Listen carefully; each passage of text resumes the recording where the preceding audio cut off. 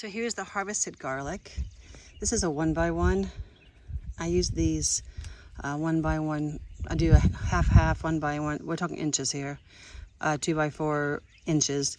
These are so handy. These cages, arches, whatever you want to call them. You can change the shape, of course, but I put mine in an arch. And when I have young seedlings and things, I'll put just sticks here because rabbits and dogs and cats get in. But they don't if I put sticks here, which is funny to me. They could push the sticks down but don't know it, like my lettuce over there. They could do that, but they don't. But the point about this video is that there was over strawberries for the birds to not go in, and they never seem to go in this hole. Not sure why they're not that bright yet.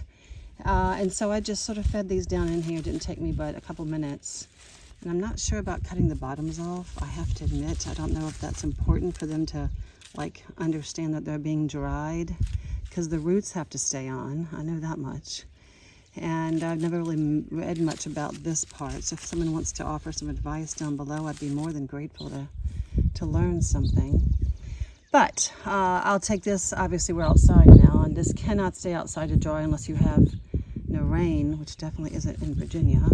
So I'll put these in my shop and let them dry up for a couple of weeks, and then I can go ahead and cut this off and cut that off, or braid it. These are stiff necks, but you know what? I can braid them anyway. And then I'll have garlic. Well, I think there are 17 here, and I've planted 18 bulbs, and this only the one that rotted. I don't know why, but this one rotted. It's super duper soft. You know, you can smell it. It might be in the middle of, like, this one's hard. Sorry. This one's hard, but the rest were pretty soft.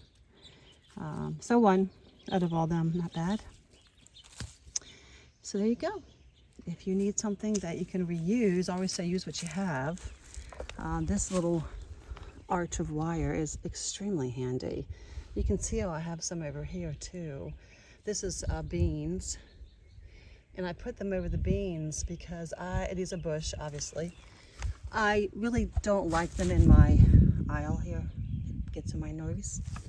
So when they grow up, I have through here, I'd say 90% of the beans produce above, the flower above this arch. If not, I have put in holes, every two, because, that's what you do. You make it as easy on yourself as possible. The reason I had to start this was because the crows were coming up and plucking out the brand new seed, and that got a little personal.